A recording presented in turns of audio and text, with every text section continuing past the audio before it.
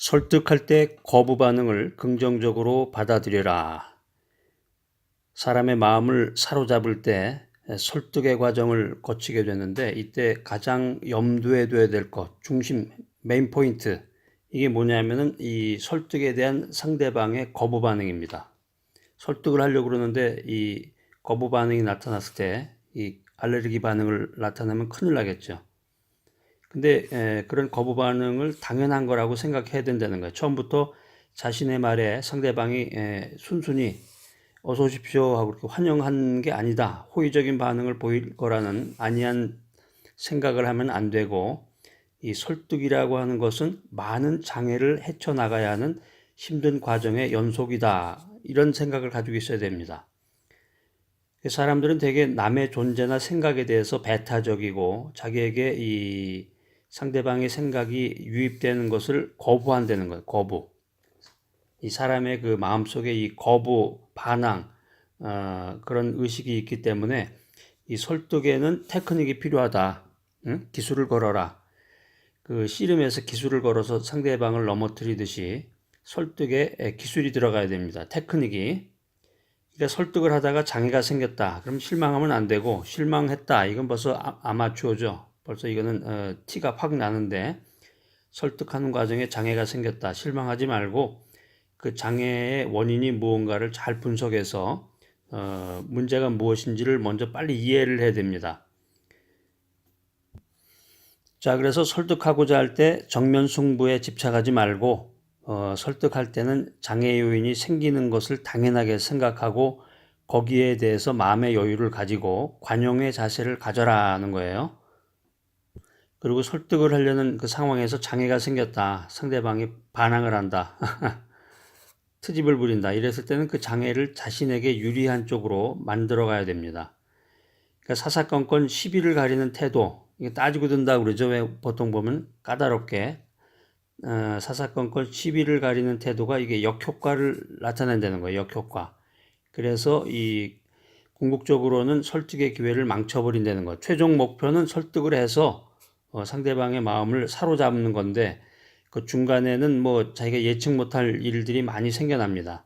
이랬을 때 그 하나하나를 갖다가 따지고 들듯이 너 왜 그러냐 왜 그러냐 뭐 이런 듯이 막 핥히고 물어뜯고 이럴 게 아니라 이 사사건건 시비를 가리지 말고 설득의 기회를 잘 그 찬스를 잡아 나가야 된다는 얘기죠. 그래서 설득 과정에서 장애가 생길 때는 처음부터 이해하는 태도로 출발을 해라 하는 것입니다. 자, 상대를 내 편으로 만드는 설득의 기술 노하우입니다.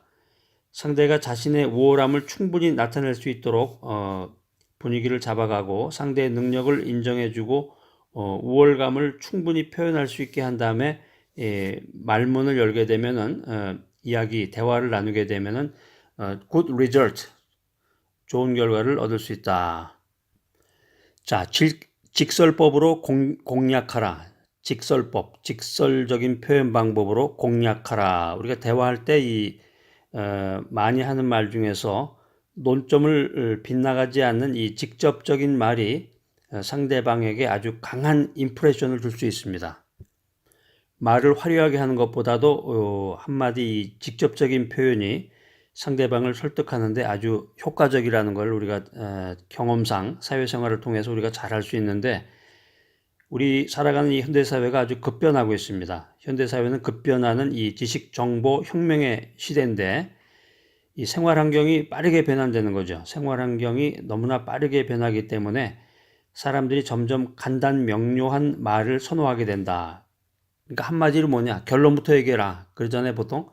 이게 성격이 급해지고 무수히 많은 정보들을 접하게 되다 보니까 너무 그걸 장황하게 설명하게 되면 피곤해진다는 거죠. 그러니까 사람들이 간단 명료한 말을 선호하게 된다.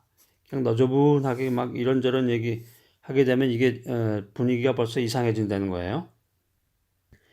때로는 직설법으로 공략하라.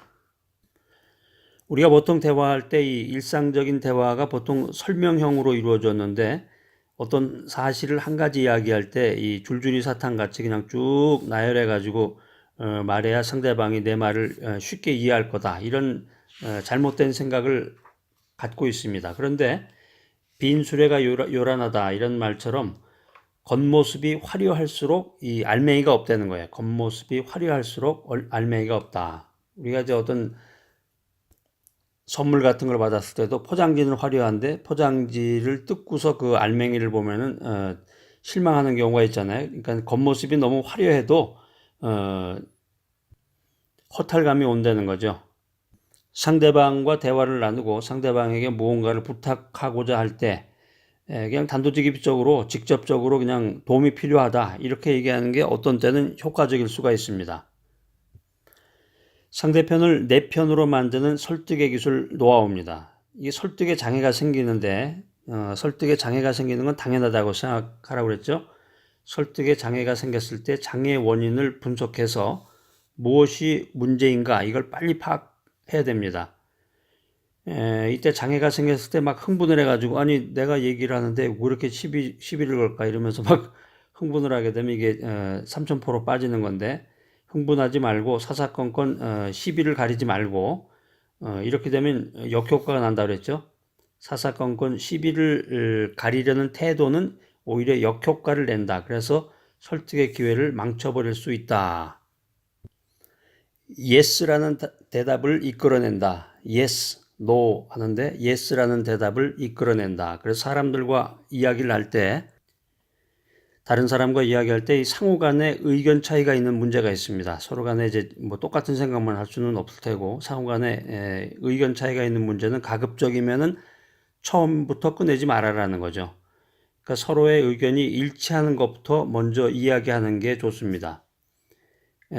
이거는 이제 심리학적으로 서로 동일한 목적을 향해서 노력하고 있다는 것을 상대방에게 인식시켜 줌으로써 이 동의를 구할 수 있도록 유도해 낸다는 거죠. 그래서 처음에는 가능한 한 상대방이 yes 좋다 그래 이런 yes라고 대답할 수 있는 그런 문제만 골라서 이야기를 하는 거예요. 처음에는. 그래서 가급적이면은 no 아니요 아니야 뭐 이런 얘기가 나올 법한 얘기는 꺼내지 말고 그래서 탁월한 사회생활을 하고 인간관계에 우수한 사람들은 이야기를 할 때 먼저 상대방이 몇 번 정도 그래 yes라는 말을 하게끔 유도한다는 거죠. 그렇게 대화를 하다가 보면은 상대방의 심리가 이 긍정적인 방향으로 움직인다는 것입니다. 심리학적으로. 자, 그래서 상대방에게 yes, 그래, 좋아 이런 말하도록 하는 이 대화의 기술이라는 거는 뭐 이렇게 어려운 게 아니야. 아주 심플한데 그런데 이런 간단한 기술을 많은 사람들이 놓치고 있는 거예요. 이런 기술을 몰라. 자, 그래서 다양한 사람들과 이야기하다 보면은 처음부터 무조건 반대함으로써 이 자존심을 세우려는 사람들, 이런 사람들 우리가 흔히 만나보게 되는데, 특별히 성향이 다른 두 사람들, 그러니까 예를 들면 이제 정치 이야기 같은 거 하면 또 열불나게 막 서로 얘기하잖아요. 그래서 정치적인 문제 놓고 대화하다 보면은 감정 대립이 이루어지는데, 그러니까 어떤 성과를 기대하는 그 대화에서 자기 주장만을 내세우는 그 사람은 인간의 심리를 파악하려는 이 노력을 거부하는 거죠. 그래서 무조건 자신의 생각만을 강요하는 어리석은 사람이다. 자, 그래서 상대방을 설득할 때는 이 논쟁을 중요시 생각해야 되는데 논쟁을 자꾸 하면 할수록 논쟁을 지속하면 할수록 감정 싸움이 된다는 거예요. 상대방을 설득할 때 논쟁을 지속하면 감정 싸움이 된다. 그래서 상대방의 입장에서 생각을 해줘야 되는데 이 상대방의 입장에서 생각한다는 게 이 논쟁하는 거하고는 상대가 안 돼요. 비교가 안 될 정도로 큰 이익을 가져다 준다라고 하는 것입니다. 인류 역사상 그 인문과학 분야에서 일대 변혁을 가져온 사람이 있는데요. 그게 누구냐면은 여러분 잘 아시는 아테네의 철인 소크라테스야. 이 소크라테스라는 사람이 사람을 설득하는 일에 대해서 세계 최고란 말이에요. 고금을 통해서 제1인자다. 사람을 설득하는 그 달인인데 달인이 소크라테스는 이야기할 때 그 상대방의 잘못을 절대로 지적하지 않습니다. 이게 이제 소크라테스식 문답법이라는 건데 소크라테스가 생각했던 건 뭐냐면은 상대방으로부터 yes라는 대답을 이끌어내는 거예요. 도출해내는 거예요. 그래서 먼저 상대방이 yes라고 말할 수밖에 없는 그런 질문을 골라서 하게 됩니다. 그러면 yes, 그래 하게 되잖아요. 그럼 그 다음 질문에도 또 yes라고 대답할 수 있는 질문을 하게 되고 그 다음에도 계속해서 yes라고 거듭 말하게끔 진행을 한다는 거죠. 대화를. 그런데 상대방이 눈치챘을 때는 처음에 부정했던 문제에 대해서도 상대방이 어느 틈엔가 자신도 모르게 yes라고 대답을 해버린다는 거죠. 자, 오늘 강의 yes의 법칙인데요. 여러분 한번 말씀드린 것 간단하게만 한번 요약 정리를 해보겠습니다. 설득할 때는 거부 반응을 긍정적으로 받아들여라. 그래서 설득할 때 제일 신경 써야 될 게 상대방이 하는 그 거부 반응에 대한 거에 이제 신경을 많이 써야 된다는 거죠. 설득이라고 하는 것은 이 장애가 많습니다. 설득은 많은 장애를 헤쳐나가야 하는 힘든 과정의 연속이라는 거예요. 자, 그래서 상대방이 자신의 우월감을 충분히 나타낼 수 있도록 유도하면서 대화를 나눠야 되고 상대의 능력을 인정해주고 우월감을 충분히 표현할 수 있게끔 상대방의 마음을 설득해 나가야 된다는 거예요. 대화를 나누면서 이렇게 말문을 열게 되면 좋은 결과를 얻을 수 있다. 두 번째 원리는 때로는 직설법으로 공략하라 그랬죠. 그래서 직설법으로 말하는 것, 이 직접적인 말이 때로는 이 강한 인상을 줄 수 있다고 그랬습니다. 우리가 살아가는 이 현대사회가 지식정보혁명의 시대이기 때문에 너무 너저분하게 여러 가지 얘기를 할 게 아니라 간단 명료한 얘기를 사람들이 선호한다.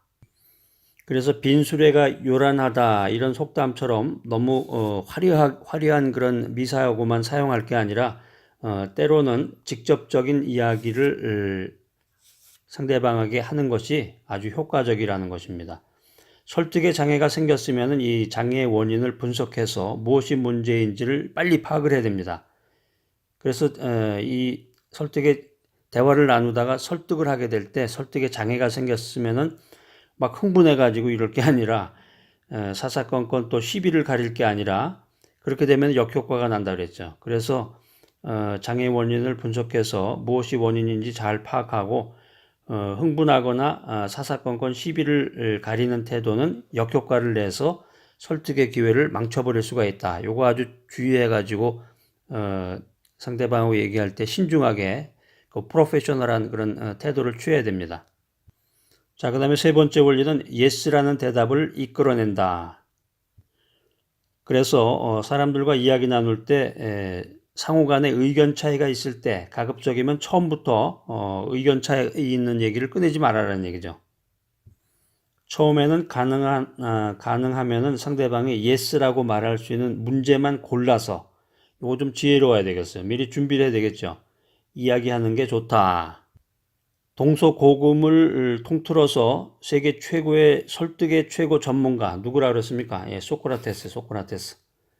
소크라테스가 이제 그 소크라테스식 문답법이라는 게 있는데요. 아주 굉장히 유명한 거예요. 소크라테스식 문답법. 이 책도 있는데 사실 이 책 읽어보면 무슨 내용인지도 몰라요.